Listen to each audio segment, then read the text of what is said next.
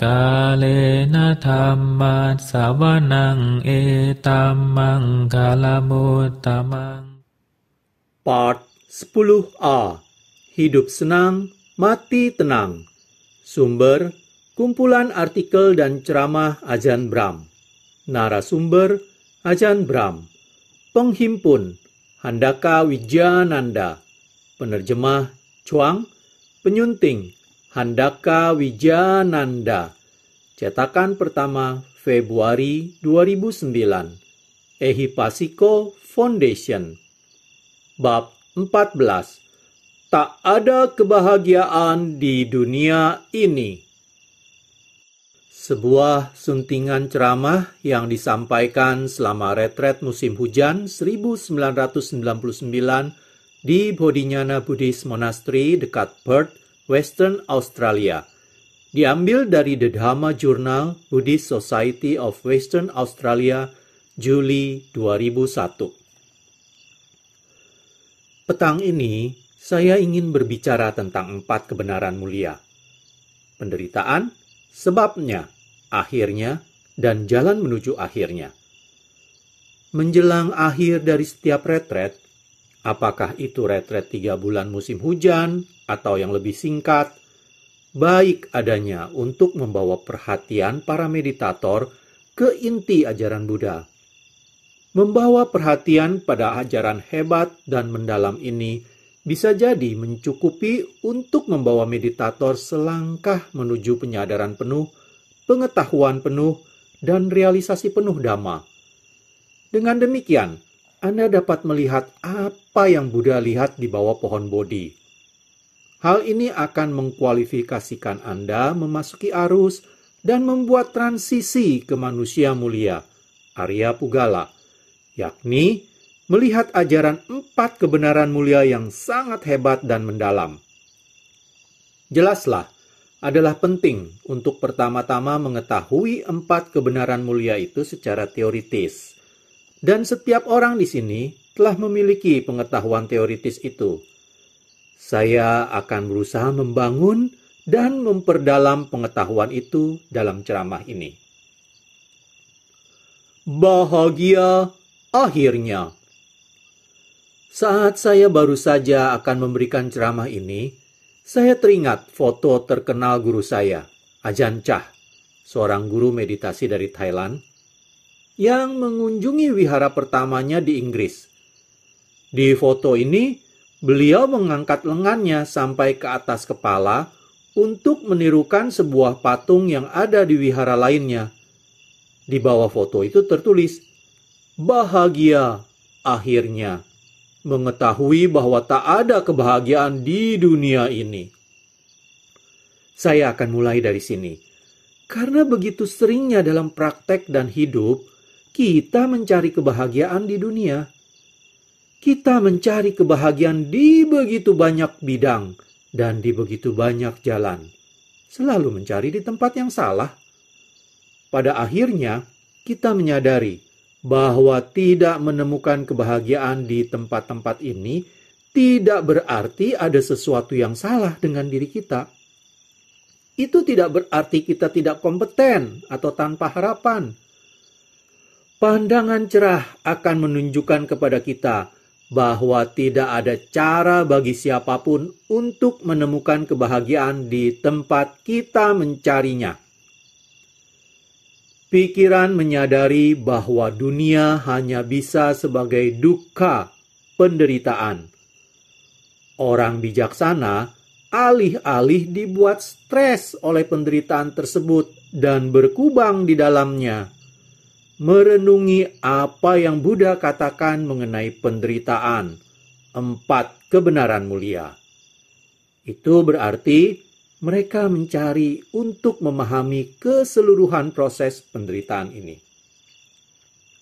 Terkadang penderitaan bisa menjadi begitu kasat, merasuk ke dalam tulang, bahkan lebih dalam daripada tulang, langsung disumber dari apa yang kita pikir sebagai diri kita.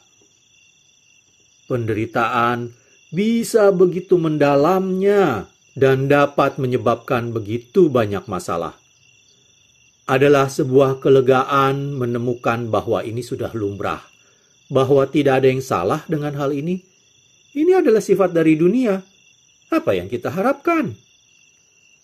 Terkadang kita memulai dengan sebuah pengharapan yang keliru, bahwa andai saja kita cukup pandai, andai saja kita cukup cerdas, andai kita mematuhi semua aturan dan melakukan semua hal yang benar, entah bagaimana kita dapat memiliki sebuah kehidupan yang bahagia.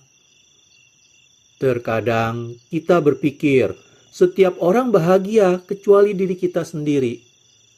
Orang-orang di wihara ini sering berpikir, aku berani taruhan, setiap orang di wihara ini telah mengalami jhana, penyerapan meditatif, kecuali aku. Apa yang perlu kita pahami di sini adalah tidak ada yang istimewa dengan kita, dan selama kita berlatih di wihara ini, inilah yang harus dihadapi oleh setiap orang. Ajahn Chah berkata bahwa ketika untuk pertama kalinya kita mengunjungi sebuah wihara, ketika pertama kalinya kita mulai berlatih di jalan yang benar, kita akan menghadapi penderitaan.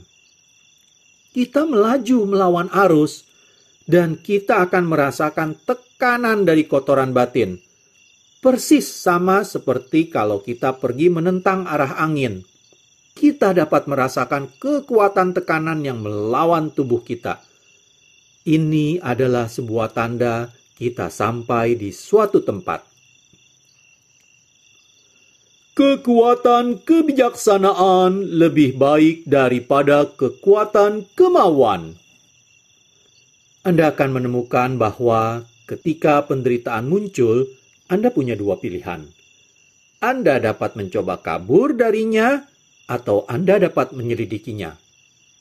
Ajahn Mahaboa, seorang guru meditasi Thailand pada masa kini, hanya akan memberikan ceramah ketika ada peristiwa istimewa.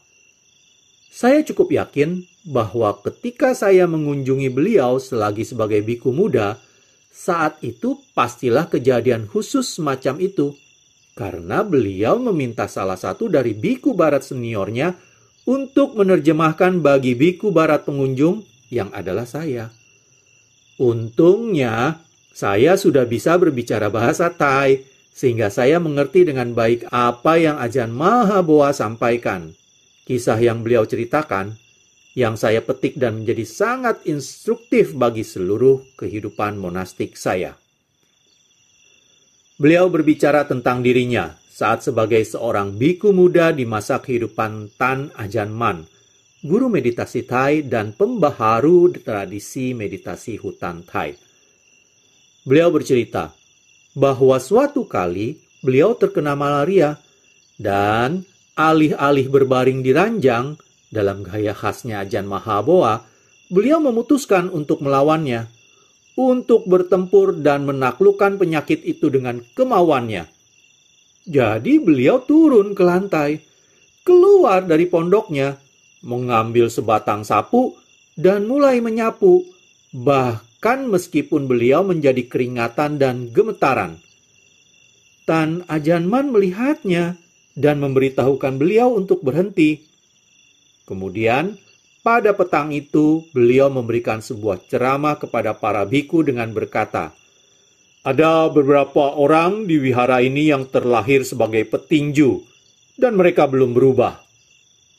Beliau tentu saja menyinggung Ajahn Mahaboa yang ketika masih sebagai umat awam adalah seorang petinju.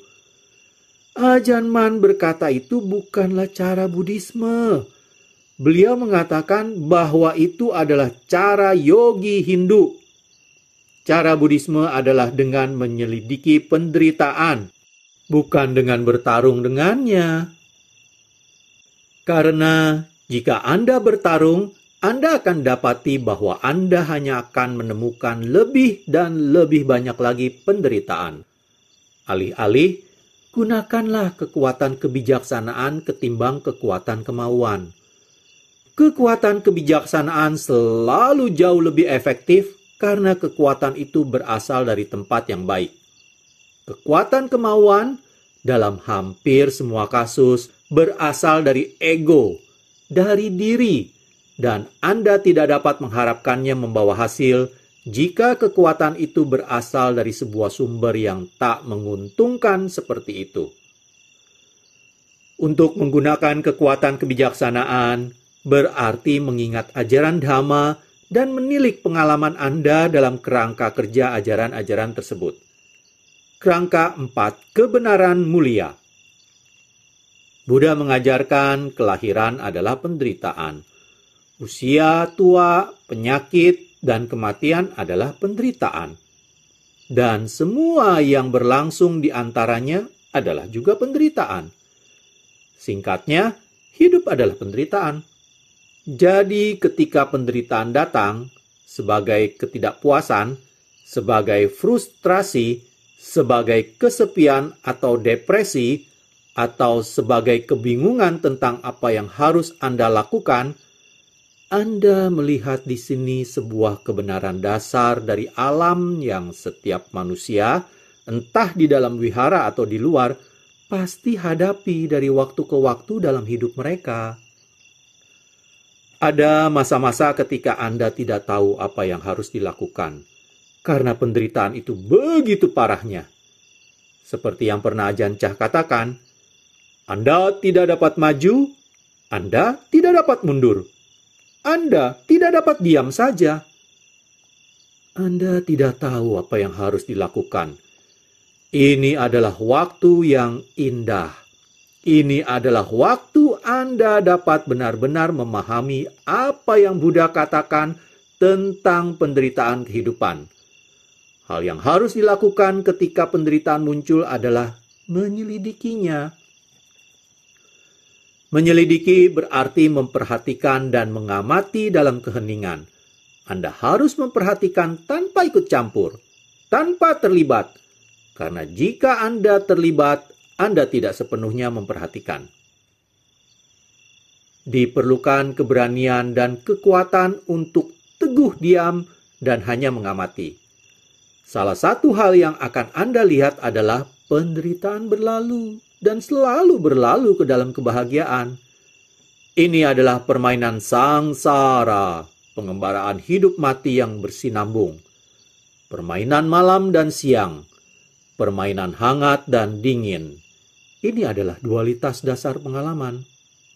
Tidak ada jalan melarikan diri dari hal itu di alam ini atau di alam-alam lainnya. Hal itu akan selalu mengikuti Anda kemana-mana, dualitas pengalaman ini. Buddha berkata bahwa mendapatkan apa yang tidak Anda inginkan adalah penderitaan. Dan tidak mendapatkan apa yang Anda inginkan adalah penderitaan juga. Saya sering bertanya kepada diri saya sendiri, apa sih mauku? Saya menggunakan pertanyaan ini sebagai mantra saat saya berjalan di jalur meditasi atau saat saya duduk jika pikiran saya gelisah. Apa sih mauku? Sekarang saya telah hidup di dunia ini cukup lama, 48 tahun. Dan saya telah mengalami asam garam di dunia ini. Saya tidak lahir di sebuah wihara, dan dari segala yang saya alami dan lihat, dari segala yang saya ketahui, saya tahu tidak ada sebuah sudut pun di dunia ini di mana saya dapat menemukan kebahagiaan. Berdasarkan sifatnya sendiri, pengalaman indera akan menjadi mengecewakan. Dan saya tahu bahwa jika saya meminta sesuatu yang dunia tidak pernah dapat memberikannya kepada saya akan menderita. Ketika saya berhasrat pada sesuatu yang tidak dapat saya raih, saya tahu bahwa saya hanya akan menyiksa diri saya secara tidak semestinya.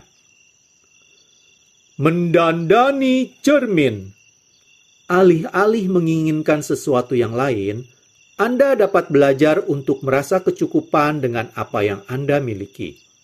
Ketika Anda berbicara mengenai kecukupan, Anda bicara tentang kebenaran mulia ketiga.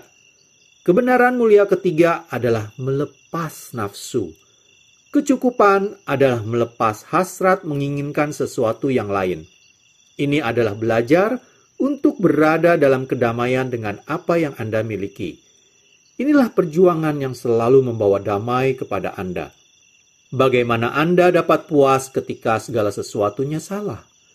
Bagaimana Anda dapat puas ketika tubuh ini terbakar oleh rasa sakit? Bagaimana Anda dapat berada dalam damai dan kecukupan ketika pikiran ini menggila dengan begitu banyak pemikiran? Bahkan dalam situasi-situasi ini, Anda dapat menemukan kecukupan di dalam melepas si pengendali. Minggu lalu, saya memberikan sebuah perumpamaan kepada beberapa orang Thai. Saya memberikan perumpamaan kepada para perempuan Thai karena beberapa dari mereka sangat mewah. Anda semua telah melihat bagaimana cara mereka berdandan ketika mereka datang ke wihara. Saya memberitahu mereka bahwa itu seperti ketika kita melihat diri sendiri di cermin dan melihat orang yang jelek ini. Tetapi alih-alih sungguh-sungguh melakukan sesuatu dengan wajahnya, orang itu malahan mendandani cermin tersebut. Kita mencoba membuat cermin tampak cantik. Tentu, itu jelas buang-buang waktu saja. Cermin itu bisa saja tampak cantik sejenak dengan semua riasan di permukaannya. Tetapi ketika kita berjalan ke tempat lain dan melihat cermin lainnya, kita kembali ke titik awal lagi. Mendandani cermin adalah seperti mencoba menyelesaikan yang di luar dengan nafsu, alih-alih berusaha menyelesaikan yang di dalam melalui kecukupan hati. Selama 17 tahun terakhir, saya telah bekerja keras, sangat keras, seperti yang Anda semua ketahui ketika berusaha membangun wihara ini. Adalah hal yang benar-benar buang-buang waktu mencoba membangun sebuah wihara yang sempurna, atau bahkan mencoba membuat sebuah wihara yang memadai, karena selalu saja tidak pernah cukup baik. Cara kerja hasrat, kebenaran mulia kedua, adalah menghayalkan Anda ke dalam pemikiran bahwa jika Anda terus berusaha dan melakukan sedikit lagi, jika Anda terus berjuang lebih keras, bekerja lebih keras untuk sehari lagi, maka segala sesuatu akan menjadi oke. Aku akan bekerja setahun lagi saja dan lunas sudah hutangku. Aku akan ikut sebuah retret lagi. Itu saja yang kubutuhkan dan aku akan mencapai jana. Ini adalah obat terakhir, lalu aku akan sehat kembali. Anda bisa saja memadamkan penderitaan sejenak, tetapi Anda tidak akan pernah bisa lari darinya. Itu hanyalah sifat dari tubuh. Anda bisa saja menyingkirkan penderitaan sejenak, tetapi Anda tidak akan pernah dapat melarikan diri darinya dengan cara itu. Anda sekedar menyingkirkannya saja. Kebahagiaan dan penderitaan indera adalah hal yang kontras. Itu saja. Adalah sifat dari manusia untuk menderita dan bahagia dalam proporsi yang kurang lebih setara. Jika kita sekarang menderita, ini karena kebahagiaan yang kita miliki sebelumnya dan sekarang hilang. Kebahagiaan tak lain adalah akhir dari penderitaan. Seperti halnya, penderitaan tak lain adalah akhir dari kebahagiaan. Kita terus berputar di dalam lingkaran ini sepanjang hidup kita. Karena fakta eksistensial inilah, Buddha berkata dalam kebenaran mulia pertama, bahwa 5 gugus kanda yang mendandani manusia adalah penderitaan. Dari hakikat mereka sendiri, mereka adalah penderitaan. Jadi, jika siapapun datang untuk berkonsultasi kepada saya dan mengatakan bahwa dia mengalami saat yang mengerikan, seringkali saya ingin berkata, tentu saja, apa sih yang salah dengan itu? Ajahn Chah pernah berkata hal itu seperti seseorang yang pergi ke angkatan bersenjata untuk menjadi tentara dan lalu mengadu karena tertembak dan terluka. Apa yang Anda harapkan ketika Anda bergabung dengan angkatan bersenjata? Itulah yang terjadi. Apa yang Anda harapkan ketika Anda menjadi seorang manusia? Penderitaan. Terkadang di dunia ini, orang-orang lari dari penderitaan. Mereka bersembunyi darinya. Anda bertanya, apa kabar kepada mereka. Dan mereka berkata, "Saya baik-baik saja hari ini." Bahkan meskipun mereka sedang akan bercerai, menjalani terapi psikologis, kemoterapi, atau semacamnya, mereka tetap berkata, "Baik-baik saja." Karena itulah yang harus kita katakan di dunia ini.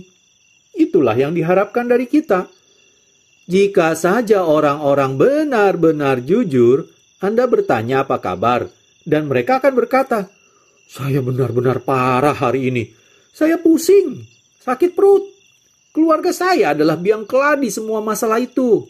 Saya merasa membusuk." Jika kebanyakan orang jujur, itulah yang akan mereka katakan. Jika mereka benar-benar mengetahui apa yang sedang terjadi, itulah yang akan mereka katakan. Tidak ada yang salah dengan mengakui penderitaan eksistensi. Itu berarti menjadi jujur dan bernyali menghadapi kebenaran. Berapa banyak orang bahagia yang Anda ketahui, yang sungguh-sungguh bahagia, sungguh-sungguh terpuaskan? Bukan orang yang hanya berkata mereka bahagia, tetapi orang yang benar-benar bahagia. Satu-satunya orang bahagia yang pernah saya lihat dalam 48 tahun kehidupan saya adalah para makhluk tercerahkan, arahanta, yang dengan nasib baik dapat saya jumpai. Selain itu, tidak ada. Ketika Anda memahami hal ini, Anda memahami kebenaran mulia pertama, bahwa hakikat sejati kehidupan adalah penderitaan, dan Anda memahaminya dalam artian yang terdalam. Kita memiliki dunia panca indera ini. Ketika kita menelaahnya dengan cara yang Buddha minta kepada kita menggunakan kebijaksanaan untuk bertanya, "Baiklah, jadi apa sih dunia ini?" Dunia ini terbentuk dari penglihatan, suara, rasa, perabaan, bau, dan pikiran. Ketika kita menelaahnya dengan cara itu, kita dapat melihat bahwa apa yang kita lihat, dengar, rasakan, dan sentuh secara alamiah adalah bagian dari dualitas kebahagiaan dan penderitaan. Bahkan makanan yang kita dapatkan di sini, yang sangat lezat, sebentar saja menjadi tidak begitu enak. Jika kita memiliki makanan busuk di sini, seperti yang saya dapatkan pada tahun-tahun pertama saya sebagai biku, setelah beberapa lama, kita akan mulai menyukainya. Itu hanyalah kontras. Itu saja. Kebahagiaan dan penderitaan indera-indera adalah sekedar kontras. Saya mengenal orang-orang yang pergi ke restoran-restoran hebat. Dan karena makanannya tidak sama baiknya dengan minggu sebelumnya, mereka menjadi jengkel dan mengeluh. Padahal orang-orang lain akan begitu senangnya mendapatkan apapun untuk dimakan karena mereka sudah berhari-hari tidak makan.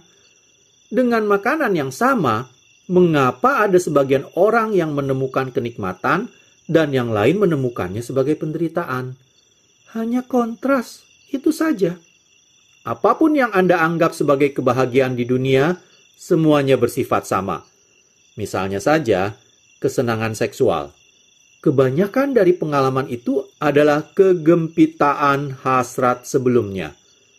Ketika kesenangan itu teraih, hal itu menjadi kelelahan seketika. Nafsu seksual pada dasarnya adalah rasa lapar, kehausan, sebuah keadaan terpisah dari apa yang Anda inginkan. Dan Anda menganggapnya sebagai kebahagiaan. Apa yang Buddha sebut sebagai penderitaan, Anda anggap sebagai kebahagiaan. Yang Anda anggap sebagai kebahagiaan adalah nafsu. Tetapi sesungguhnya, nafsu, rasa haus, tekanan untuk mencoba meraih sesuatu yang selalu berada di luar pengalaman Anda adalah penderitaan. Menginginkan adalah penderitaan. Usaha untuk mencapai apa yang Anda inginkan, manipulasi, pemikiran, perencanaan, itu semua adalah penderitaan. Berapa banyak waktu yang telah Anda sia-siakan dalam retret musim hujan ini untuk merencanakan, menyiasati, dan berpikir tentang bagaimana caranya Anda bisa mendapatkan apa yang Anda inginkan. Berapa banyak kebebasan yang Anda dapatkan jika Anda tidak memiliki keinginan-keinginan sama sekali dan tidak perlu untuk merencanakan. ketika semua manipulasi atau nafsu telah dicampakkan, dapatkah Anda memahami kedamaian dan kecukupan yang akan muncul setelahnya? Mencabut duri. Sering, ketika ada rasa sakit yang parah pada tubuh, atau ketika ada gangguan hebat dalam pikiran, seorang meditator yang piawai cukup berkata, "Berhenti." Mereka mampu melepas dalam sekejap dan berhenti bertarung, berhenti mendambakan, berhenti mencoba untuk mengendalikan. Tetapi ketika Anda merasakan rasa sakit yang parah, Anda bisa saja berpikir Anda mulai jadi gila dan bahkan bertempur lebih gigih lagi. Tanyakan diri Anda, apa yang salah dengan merasa sakit parah atau merasa amat sangat kecewa? Jawabannya adalah, tidak ada yang salah. Hal-hal semacam itu adalah bagian yang alami dari kehidupan. Mereka tak terelakkan. Jadi, biarkan si pengendali berlalu. Tak kala Anda membiarkan si pengendali berlalu dan berhenti menginginkan, hal yang aneh terjadi. Kegilaan berhenti dan rasa sakit lenyap. Saya pernah satu kali mengalami rasa sakit yang parah itu. Setiap biarawan akan bersua dengan hal ini cepat atau lambat.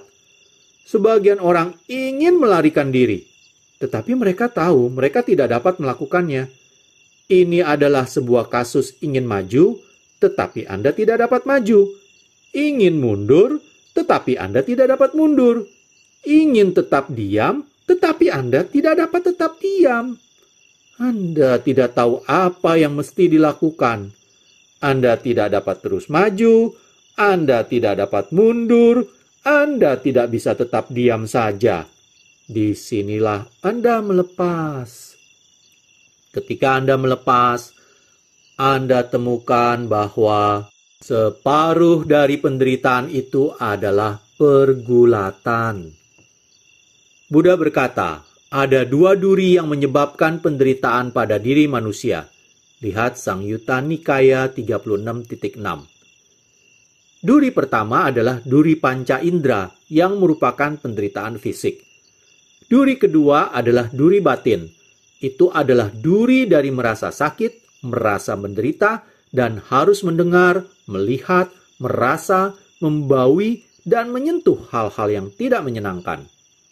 Lantas, di sini terdapat pelipat gandaan yang berlangsung di sekitar itu, yaitu penderitaan batin. Sangatlah penting di sini untuk mengamati rasa sakit fisik, melihat apa yang tidak ingin Anda lihat, mendengar apa yang tidak ingin Anda dengar, dan melakukan apa yang tidak ingin Anda lakukan. Dan penting untuk menyadari bahwa tidak banyak yang dapat Anda lakukan terhadap hal itu. Sebagai contoh, ketika saya masih sebagai biku muda, saya pikir jika saya menjadi kepala wihara pasti asik, karena saya selalu bisa melakukan apa yang saya inginkan. Saya dapat memberikan semua perintah, dan saya hanya akan memberi perintah yang saya inginkan saja. Ironisnya, saya dapati bahwa semakin banyak wewenang yang saya miliki, saya semakin terpenjara di dalamnya. Saya tidak dapat melakukan apa yang saya inginkan. Saya punya tanggung jawab. Saya bahkan lebih dikendalikan lagi oleh situasi ketimbang sebelumnya. Jadi pada akhirnya, saya menyadari bahwa saya harus menyerah mencoba untuk mengendalikan. Mencoba entah bagaimana membuat hal-hal yang berbeda. Lepaskanlah. Hiduplah pada momen saat ini saja. Anda akan temukan bahwa jika Anda mampu melepas rasa sakit dan mengizinkannya hadir, seluruh situasi akan berubah. Pertama kali saya melakukan hal ini sebagai biku di Thailand adalah dengan sakit gigi. Begitu saya melepas, rasa sakit itu pun lenyap. Benar-benar sebuah kejadian yang tak terlupakan dalam kehidupan monastik saya untuk dapat melihat rasa sakit yang luar biasa seperti itu menyingkir seketika hanya dengan kekuatan kebijaksanaan. Ajahn Chah dan biku-biku hebat lainnya mengikuti Buddha selalu mengajarkan kebenaran mulia ketiga sebagai sebuah jalan untuk mengakhiri penderitaan, yaitu untuk melepas nafsu. Mereka terus mengatakan hal itu lagi dan lagi, tetapi teori tidaklah seampuh praktek. Jika Anda sungguh-sungguh melepas, seluruh masalah yang terperangkap di dalamnya akan memudar dan lenyap. Ini adalah suatu momen pandangan cerah yang indah. Bukan pandangan cerah yang berlandaskan pada pemikiran atau teori, tetapi pandangan cerah yang berpijak pada pengalaman. Untuk sesaat, Anda melepas penderitaan karena Anda tidak bertarung dengannya. Demikianlah kebenaran mulia kedua dan ketiga, bukan sekedar sesuatu untuk dipikirkan, ditulis atau diteorikan, tetapi untuk dipraktekkan. Khususnya kebenaran mulia ketiga, kebenaran tentang melepas. Itulah sebabnya di wihara ini, saya telah mengajarkan meditasi yang bertujuan untuk melepas si pengendali. Terutamanya dalam meditasi yang lebih dalam, ketika kita dapat dengan gegabah terlalu terlibat dalam mencoba membuat pernapasan menjadi tenang, atau membuat beberapa citra batin atau nimitta tampak dan mengutak-ngatiknya dengan satu dan lain cara. Buat apa kita melakukan itu? Atau tepatnya, apa yang melakukannya? Saat kita melihat lebih dalam dan lebih dalam lagi ke masalah tersebut, kita dapat memiliki cukup kebijaksanaan dan cukup keberanian untuk melepas. Setiap meditator yang pernah datang kepada saya dan berkata bahwa mereka telah masuk ke dalam meditasi yang mendalam, selalu berkata bahwa itu karena mereka melepas sesuatu. Si pengendali itu, si pelaku itu. Anda hanya dapat mengajarkan 4 kebenaran mulia dengan mendalam saat kita telah banyak bermeditasi. Karena penderitaan, penyebabnya, dan akhir dari penderitaan hanya dapat dilihat melalui praktek, melalui melepas penderitaan. Ketika Anda bermeditasi, Anda melepas dunia. Anda melepas satu duri fisik penderitaan, untuk sejenak, dengan pergi ke dalam dunia pikiran. Sebelum saya mengakhiri pembacaan part 10a ini, izinkan saya membaca sedikit catatan. Penting untuk disadari bahwa meskipun kita berbicara mengenai silih bergantinya kebahagiaan dan penderitaan dalam kehidupan, secara mutlaknya semua itu adalah penderitaan. Sebuah pengalaman yang kini Anda persepsikan sebagai kebahagiaan, karena penderitaan yang dirasakan sebelumnya mungkin dirasakan sebagai penderitaan nantinya pada perbandingan dengan sebuah kebahagiaan yang lebih besar lagi. Demikianlah, dalam pandangan terluas, semua pengalaman adalah penderitaan. Demikianlah, saya akhiri dulu pembacaan bab 14 part 10a. Pada part selanjutnya, saya akan melanjutkan bab 14 ini dengan membacakan subbab kemuakan terhadap hal yang kita sebut kehidupan ini. Terima kasih. Kalena dhamma savanang etamang kalamutamang